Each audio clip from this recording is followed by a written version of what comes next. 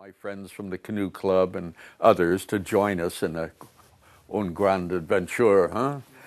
And I would always try to choose a place that either had great scenic value, historic value, some unusual destination that people don't ordinarily think of going to with their little craft. And this is how, years ago, before it became very popular, we went up to the Apostle Islands.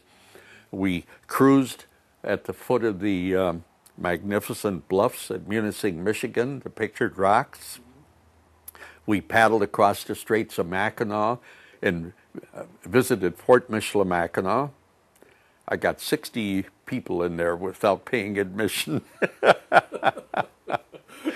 They fired off the cannon at the fort to announce the arrival of a brigade as we came across the straits. From there, we paddled out to Mackinac Island. And when we got close to Mackinac Island, the lawn in front of the Grand Hotel, a family of people come running down to the shore to greet us. It was Verlin Kruger and his family. He had been in a race in the Upper Peninsula, and they stopped at Mackinac Island. He saw the canoes coming. He knew it was Ralph Frese.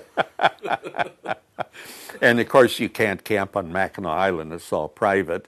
So we went out to Round Island right offshore, had a magnificent Voyageur encampment on the beach.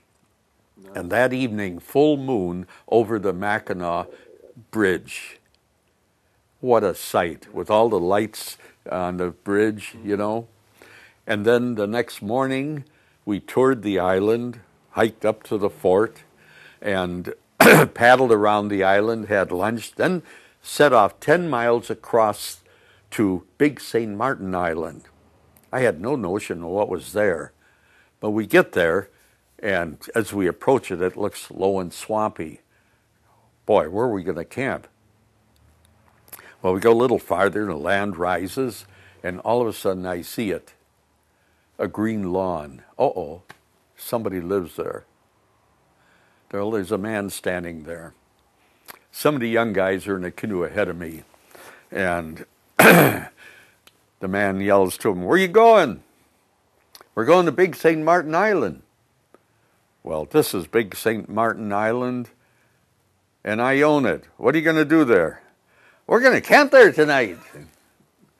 By this time, I came up, and I had a chance to explain our interest in history and so on, what we were doing. And he got all excited. He says, "Gee, that sounds great. Why don't you folks camp up here in my lawn?" Well, I took my toque off and I said, "Well, monsieur, that is very nice of you, but we voyageurs are not used to something so fancy, huh? You have maybe a little beach?" We paddled around the island. Here was a beautiful little cove. We made a Voyageur encampment. And he and his wife and his guests for the weekend came down in their Jeep, cocktail glasses in hand. We had nice conversation. And the next morning, we set off along the coast back to St. Ignace, ended up at the Father Marquette Memorial, and then a long drive back to Chicago. And Larry Tennyson is telling me, "Ralph, how are you going to top this one?"